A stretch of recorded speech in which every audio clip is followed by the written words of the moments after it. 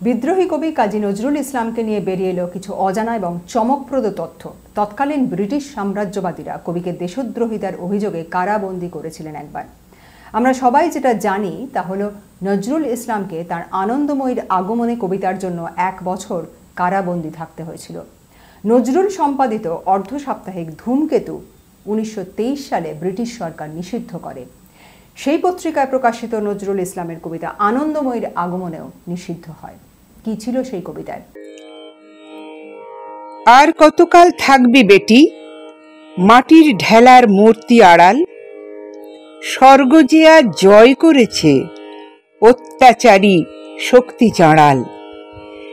দেব শিশুদের মারছে চাবুক, বীর যুবাদের দিচ্ছে ফাঁসি।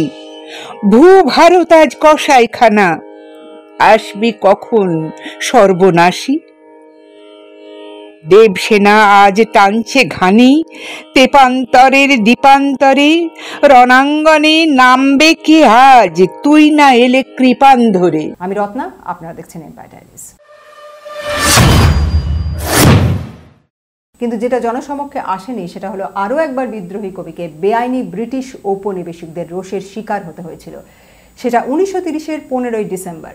প্রলয় শিখা কাব্যগ্রন্থের জন্য তৎকালীন ব্রিটিশ শাসক সাম্রাজ্যবাদী ব্রিটিশ শক্তি কাজী নজরুল ইসলামের বিরুদ্ধে দ্বিতীয়বার দেশদ্রোহিতার অভিযোগ আনে। প্রলয় শিখার লেখক, মুদ্রক এবং সম্পাদক হিসেবে কবির বিরুদ্ধে দেশদ্রোহিতার চার্জ আনা হয়। কেন আনা হয় এই চার্জ? সাম্রাজ্যবাদীদের পক্ষ থেকে বলা হয় incitement of youth against the powers, অর্থাৎ ভারতের যুবশক্তিকে ক্ষমতাশালীদের বিরুদ্ধে উস্কানি দেওয়ার অভিযোগ। কাজী নজরুল ইসলামের বিরুদ্ধে এই দ্বিতীয়বার দেশদ্রোহিতার অভিযোগ সম্পর্কে কিছুই জানা যায় না। সম্প্রতি এই বিষয়ে একটি বিস্ফোরক তথ্য বেরিয়ে এসেছে।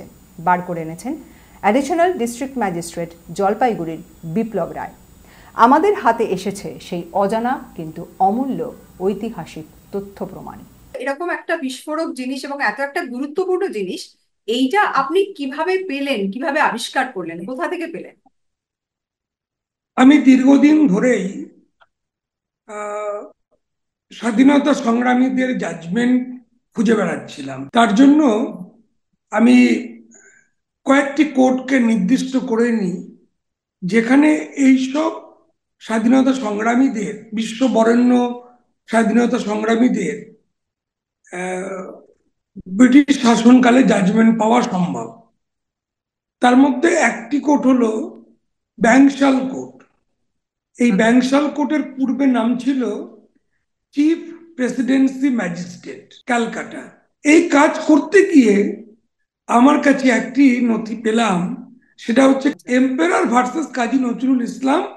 এটি ভারতীয় দণ্ডবিধির সে সময় 124-এর এ, অর্থাৎ সিটিশনের মামলা।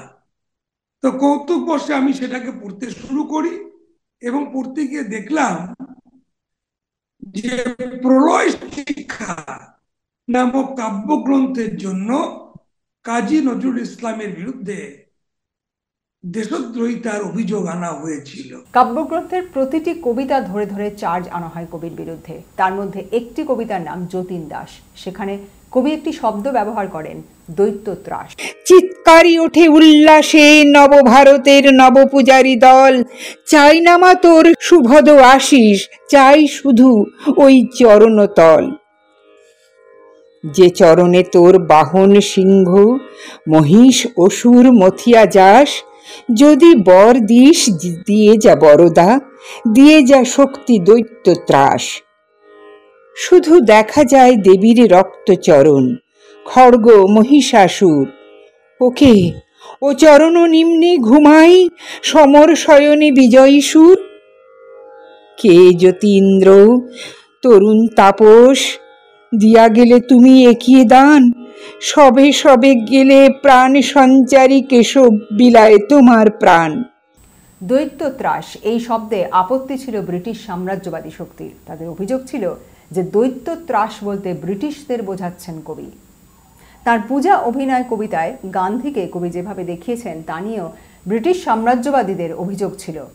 উদ্ধার করা ডকুমেন্টে দেখা যাচ্ছে চার্জে লেখা হয়েছে, Mr. Gandhi is referred to as a divine commander-in-chief who wears in his loin a rag half a cubit long. অর্থাৎ গান্ধী, যিনি নাকি আধা শরীরও কাপড়ে ঢাকেন না, তাকে কিভাবে কবি ভারতীয়দের ডিভাইন কমান্ডার হিসেবে বর্ণনা করেছেন? উহাদের দেব সেনাপতি পরে ছেঁড়া কটিবাস আধহাতি, সেনাদল হলো চরকা বুড়ি গো, তরুণেরা হলো জোলা তাঁতি। মাথা কেটে আর অস্ত্র হেনেও হয় না স্বাধীন আর সকল, সুতা কেটে আর বস্ত্র বুনিয়া কেল্লা করিবে ওরা দখল। বলি দেয় ওরা কুমড়ো ছাগল, বড় জোর দুটো পোষা মহিষ, মহিষাসুরেরে বলি দিতে নারে, বলে মাগো ওটা তুই বোধিস। এই কবিতায় কবি রাবণের প্রসঙ্গ টেনে তাকে ব্রিটিশ কুকীর্তির সঙ্গে মিলিয়ে দেখানোর চেষ্টা করেছিলেন, জানিয়ে দেশদ্রোহিতার অভিযোগ আনা হয়েছিল এই 1930 সালে দ্বিতীয়বার।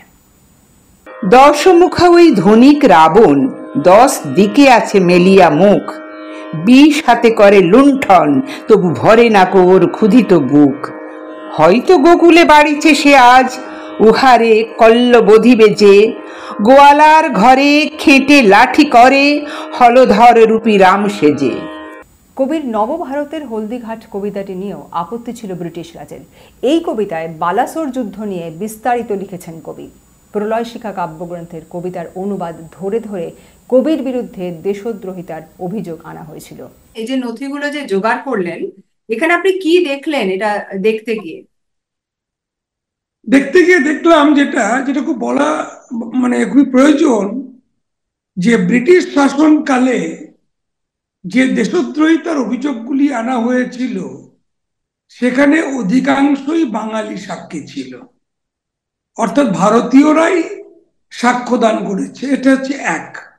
দুই, বিচার বলতে কিছুই হয়নি। বিচার বলতে যা আমরা বুঝি সেটা সেখানে হয়নি। কোর্ট তার ফয়সালা অর্থাৎ রায় শুনিয়েছে। অর্থাৎ কাজী নজরুল ইসলামই বলি বা অন্য কোনো সাংবাদিক বা লেখক বলি যাদের বিরুদ্ধে সিডিশনের মামলা হয়েছিল, তাদেরকে সাজা দিতে হবে, এটাই ছিল মুখ্য বিষয়। প্রমাণ থাকুক না থাকুক এটা হচ্ছে গৌণ। এবং যে আর্টিকেল, সে আর্টিকেলে দেখা যাচ্ছে যে বলছে, যিনি ইন্টারপ্রিট করছে, আমি এর মধ্যে কোনো কিছুই বিদ্বেষমূলক বা ব্রিটিশ সরকারের বিরুদ্ধে যাবে এরকম কিছু খুঁজে পাচ্ছি না। কিন্তু তার যে ট্রান্সলেশন কপি, এগুলো তো বাংলায় তৈরি হয়েছিল, তার যে ট্রান্সলেশন কপি সেটাকেই ভিত্তি করে বিচারক তার অভিমত দিলেন যে এই লেখা বা এই কবিতা বা এই কবিতাগুচ্ছ যে ভারতবাসীকে ব্রিটিশের বিরুদ্ধে উস্কে দেওয়া এবং ব্রিটিশ গভর্নমেন্টের অথরিটিকে চ্যালেঞ্জ করা জন্য যথেষ্ট। আমি কাজী নজরুল ইসলামের যে জাজমেন্টটা আপনারা নিশ্চয়ই পড়েছেন, যদি জাজমেন্টটা পুরো দেখেন তাহলে এই কেসে টোটাল 9 জন সাক্ষী ছিল। কেসটি 9 জন সাক্ষীর মধ্যে প্রথম হচ্ছে ইন্সপেক্টর GS রায়। তিনি ডিটেকটিভ ডিপার্টমেন্টের একজন ইন্সপেক্টর। তিনি এই কবিতা সম্বন্ধে জানতে পারলেন, সরকারের কাছ থেকে অনুমতি নিলেন এবং একটি চিফ প্রেসিডেন্সি ম্যাজিস্ট্রেট কোর্টে একটি কমপ্লেন দাখিল করলেন। তারপর নরেন্দ্রচন্দ্র বর্মন, যিনি cousin brother of Braja Bihari Barman, Braja Bihari Barman ছিলেন প্রেসের মালিক। চিরঞ্জীব ঘোষ, উনিও সাব ইন্সপেক্টর। কুঞ্জ বিহারী রায়, তিনি assistant Bengali translator to the government of Bengal. এবং বাকি যারা আছে তারাও বাঙালি। কুঞ্জ বিহারী রায়ের যদি আপনি সাক্ষ্য দেখেন, তাহলে দেখবেন উনি বলছেন যে না, এর মধ্যে কোনো দেশদ্রোহিতার কিছু খুঁজে পাচ্ছি না। প্রলয় শিখা কাব্যগ্রন্থের জন্য কবিকে দেশদ্রোহী হিসেবে ঘোষণা করে 6 মাসের কারাবন্দির নিদান দেওয়া হয়। তৎকালীন ইন্ডিয়ান পেনাল কোডের 124-এর এ ধারা অনুযায়ী এই নিদান দেওয়া হয়। তৎকালীন ক্যালকাটা প্রেসিডেন্সি জেলের ম্যাজিস্ট্রেট টি রক্সবার্গ কবির কারাগার যাওয়ার জাজমেন্ট স্বাক্ষর করেন। ব্রিটিশ শাসকে ওরা খুব ভালো শব্দ ইউজ করেছে, the government established by law, অর্থাৎ British government established by law তার বিরুদ্ধে প্ররোচনা করছে, যেটা দেশদ্রোহিতা, অতএব তার সাজা পাওয়া উচিত। আর তাই কাজী নজরুল ইসলামকে এই মামলায় বিচারক সম্পূর্ণ তার নিজের মতামত দিয়ে সাক্ষী প্রমাণের কোন রকম ধার না ধরে তিনি একটা, যেমন বাচ্চারা এসে লেখে তেমন একটা কনক্লুশন লিখলেন, লিখে শেষে বললেন যে Kazi Nazrul Islam guilty under section 124A of the Indian Penal Code and sentence him to 6 months rigorous imprisonment. কিন্তু ততদিনে মোহনদাস গান্ধী ব্রিটিশ সরকারের সঙ্গে আরউইন প্যাক্ট স্বাক্ষর করেছেন, ফলে শেষ পর্যন্ত কবিকে 6 মাসের কারাবাস ভোগ করতে হয়নি। বিপ্লব বাবু, কি কারণে মনে হয় যে এই নথি এত গুরুত্বপূর্ণ? এই নথির গুরুত্বটা ঠিক কোথায় আজকের দিনে? দেখুন, এই নথির গুরুত্ব আজকের দিনে অপরিসীম। আমরা বাক স্বাধীনতার কথা বলি, আমাদের সংবিধানের মৌলিক অধিকারের মধ্যে বাক স্বাধীনতা আছে।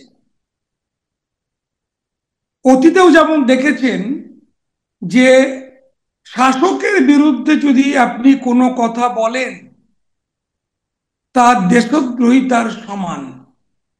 আজকের দিনেও যদি শাসকের বিরুদ্ধে আপনি কোনো কথা বলেন যা শাসককে প্রত্যক্ষ এবং পরোক্ষভাবে আক্রমণ বলে মনে করা হয় বা শাসকে একটা দুশ্চিন্তার কারণ বলে মনে করা হয়, তাহলে পরে সেটা দেশদ্রোহিতা, এখনো দেশদ্রোহিতা বলেই গণ্য করা হয়, সেডিশন। তবে একটা কথা বলা উচিত, 1860 সালে যখন ভারতীয় দণ্ডবিধি আইন চালু হলো তখন এই সেডিশন নামক আইনটি নথিভুক্ত ছিল না। এটা পরবর্তী সময়ে ভারতীয় দণ্ডবিধিতে সংযোজন করা হয়। সেই জন্য এর নামটি দেখবেন 124-এর এ, অর্থাৎ 124 ধারা একটা ছিল, তারপরে এই সেডিশনটিকে নিয়ে এসে 124-এর এ ধারা বলে যুক্ত করা হলো। তো আমি একটা বই লিখছি, operation to the journalist during British rule. এটা আমি লিখছি, লেখা প্রায় মধ্যভাগে আছি। আর এই লেখাটার মধ্যে এই সমস্ত জাজমেন্টগুলি থাকবে। এই জাজমেন্টগুলো কি আমি আমার মতো করে ব্যাখ্যা করার চেষ্টা করেছি, সাক্ষ্যগুলোকে রেখে, জাজমেন্টকে রেখে আদৌ সে রায় দেওয়া উচিত ছিল কিনা সেগুলোকে আমি আমার মতন করে মত দেওয়ার চেষ্টা করেছি। নজরুল ইসলামের বিরুদ্ধে দেশদ্রোহিতার এই চার্জ অবশ্য এর আগে জনসমক্ষে আসেনি। সম্প্রতি উদ্ধার হওয়া এই ব্রিটিশ কোর্ট নথি থেকে যা বেরিয়ে এসেছে তা শুধু আনকোরাই নয়, চমকপ্রদ। এই নথি কবির জীবন এবং সময় সম্পর্কে এক ঐতিহাসিক দিক খুলে দিয়েছে। এই ঐতিহাসিক আবিষ্কারের কি মূল্য আপনার কাছে? কমেন্ট করে অবশ্যই জানাবেন। আমাদের ইউটিউব চ্যানেল অবশ্যই সাবস্ক্রাইব করবেন আর বেল আইকনটা দিতে ভুলবেন না। আপনি যদি ফেসবুক এবং টুইটারে থাকেন তাহলে অবশ্যই এই সোশ্যাল মিডিয়ায় আমাদের ফলো করবেন। আপনাদের চোখ থাকুক এম্পায়ার ডায়েরিজে।